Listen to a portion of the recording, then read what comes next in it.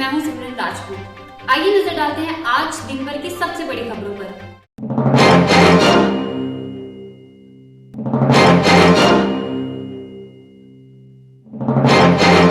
आज यानी 25 अक्टूबर 2022 को देखा गया साल का आखिरी सूर्य ग्रहण। आज का ग्रहण भारत में करीब 2 घंटे तक दिखाई दिया। देश में सबसे पहला सूर्य ग्रहण अमृतसर में शाम 4:19 पर देखा गया। वहीं मुंबई में शाम 6:09 पर यह सूर्य ग्रहण दिखाई दिया। ज्यादातर जगहों पर ग्रहण सूर्यास्त के साथ ही खत्म हुआ। भारत से पहले दुनिया के अलग अलग देशों में सूर्य ग्रहण दिखाई दिया। अमेरिकी स्पेस एजेंसी नासा के मुताबिक आज का सूर्य ग्रहण Europe, north east Africa, middle east और वेस्ट एशिया में दिखाई दिया। जम्मू की बात करें तो जम्मू में यह सूर्य ग्रहण 4:14 पर शुरू हुआ था और 5:45 पर समाप्त हो गया था। ब्रिटेन के प्रधानमंत्री के रूप में नियुक्त हुए भारतीय मूल के ऋषि सुनक राष्ट्र को संबोधित करते हुए कहा, कठिन निर्णय आने वाले हैं। ऋषि सुनक के ब्रिटेन के प्रधानमंत्री बनने को लेकर पीडीपी अध्यक्ष एवं जम्मू कश्मीर की पूर्व मुख्यमंत्री महबूबा मुफ्ती ने सरकार पर कसा शिकंजा। महबूबा मुफ्ती ने भारतीयों के लिए इसे गर्व का समय बताने के साथ साथ सीएए और एनआरसी की केंद्र सरकार को भी घेरा। महबूबा मुफ्ती ने सोशल मीडिया पर कहा, यह गर्व का मौका है कि यूके का पहला भारतीय मूल का पीएम होगा, जिसका पूरे भारत को सही मायने में जश्न मनाना चाहिए। यह याद रखने योग्य है कि यूके ने एक अल्पसंख्यक सदस्य को अपने प्रधानमंत्री के रूप में स्वीकार कर लिया है। दूसरी तरफ हम एनआरसी और सीएए जैसे विभाजनकारी और भेदभावपूर्ण कानूनों से बंधे हैं। वहीं पटना साहिब से भाजपा सांसद रविशंकर प्रसाद ने महबूबा मुफ्ती के अल्पसंख्यक के ट्वीट पर पलटवार किया। उन्होंने महबूबा मुफ्ती से सवाल करते हुए कहा कि क्या वह जम्मू कश्मीर में किसी अल्पसंख्यक को मुख्यमंत्री के रूप में स्वीकार करेंगी।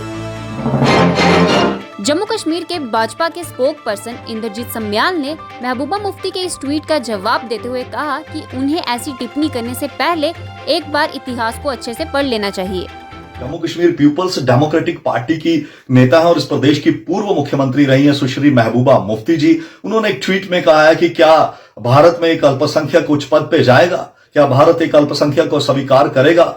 तो मैं ये कहना चाहता हूं कि सुश्री महबूबा मुफ्ती को किसी भी प्रकार की टिप्पणी करने से पहले इतिहास को अच्छे से पढ़ लेना चाहिए। ये वही देश है जिसने इस देश में 3 राष्ट्रपति अल्पसंख्यक समुदाय से रहे, एक प्रधानमंत्री जो लगातार 10 वर्ष इस देश का जिन्होंने नेतृत्व किया वो भी अल्पसंख्यक समुदाय से आए। मैं ये कहना चाहता हूं कि अब्दुल कलाम आजाद साहब, जिन्हें अटल बिहारी वाजपेयी ही सर्वोच्च पद पे लेके गए, और अब जो भारत की राष्ट्रपति हैं द्रौपदी मुर्मू, वो भी एक अल्पसंख्यक समुदाय से आती हैं। वो इस समय देश की राष्ट्रपति हैं और श्री आदरणीय श्री नरेंद्र मोदी उन्हें इस पद पे लेके गए। तो मैं ये कहना चाहता हूं कि परंतु महबूबा मुफ्ती से एक सवाल भी पूछना चाहता हूं कि क्या महबूबा मुफ्ती जम्मू कश्मीर में एक किसी अल्पसंख्यक को मुख्यमंत्री स्वीकार करेंगी। वो बार बार कहते हैं कि ये एक मुस्लिम मेजॉरिटी स्टेट है और इसका नेतृत्व एक मुस्लिम ही करेगा। हम बताते हैं कि क्या पीपल्स डेमोक्रेटिक इस बात को मानती है कि जम्मू कश्मीर का कोई मुख्यमंत्री अल्पसंख्यक हो सकता है, क्या कोई हिंदू इसका मुख्यमंत्री हो सकता है। ये कुछ ऐसे सवाल हैं जिन्हें महबूबा मुफ्ती को जवाब देना होगा। और हम ये कहना चाहते हैं कि अपनी इस प्रकार की बोली से वो जितनी मर्जी प्रदेश या देश में आग लगाना चाहे, ये देश की जनता पूरी जागरूक है और उनके इस प्रकार के हथखंडों को पूरी तरह से सफल नहीं होने देगी। केंद्र शासित प्रदेश जम्मू कश्मीर के उपराज्यपाल मनोज सिन्हा ने 3 सप्ताह तक होने वाले सांस्कृतिक उत्सव जश्न कश्मीर का किया उद्घाटन। इसके साथ ही उत्सव में कलाकार प्रदेश की संस्कृति, परंपरा और विरासत को अपनी प्रतिभा के माध्यम से किया प्रदर्शित। उत्सव के दौरान एलजी मनोज सिन्हा ने कहा कि हमारी अनूठी विविधता हमारा गौरव है, हमारी सबसे बड़ी ताकत है और इस तरह के उत्सव के जरिए कलाकारों, कारीगरों और शिल्पकारों को एक भारत श्रेष्ठ भारत की भावना को बढ़ावा देने के लिए प्रोत्साहित किया जा रहा है। लोक कलाकार के सभी पदाधिकारियों को मैं बहुत बहुत बधाई देना चाहता हूँ। प्राचीन भारत की जो सबसे अमूल्य धरोहर वो जम्मू कश्मीर है। बहुत से लोगों को मजबूरन इन परिस्थितियों में जीना पड़ा या समझौता करना पड़ा,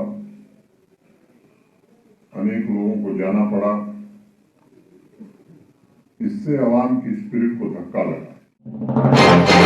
नगरोटा पुलिस ने मवेशी तस्करी के एक प्रयास को विफल करते हुए 17 मवेशियों को तस्करों के चुंगल से करवाया मुक्त। पुलिस कार्रवाई के दौरान तस्कर मौके से भागने में कामयाब हो गए, लेकिन पुलिस ने उस ट्रक को जब्त कर लिया जिनमें मवेशियों को क्रूरता के साथ ले जाया जा रहा था। नगरोटा के बन टोल प्लाजा पर नाके के दौरान जम्मू से कश्मीर जा रहे ट्रक को पुलिस कर्मियों ने रोकने की कोशिश की। हालांकि ट्रक के चालक ने नाके पर रुकने के बजाय गति को तेज कर दिया और नाका तोड़कर वहां से भाग गया, जिसके बाद पुलिस ने ट्रक को एक जगह पर खड़ा पाया। जब ट्रक को खोलकर देखा गया तो उसके अंदर मवेशी बंधे हुए थे, जिसके बाद पुलिस द्वारा उस ट्रक को जब्त कर लिया गया। जम्मू कश्मीर के उधमपुर जिला में पुलिस द्वारा सीआरपीएफ के एक कमांडेंट को किया गया गिरफ्तार।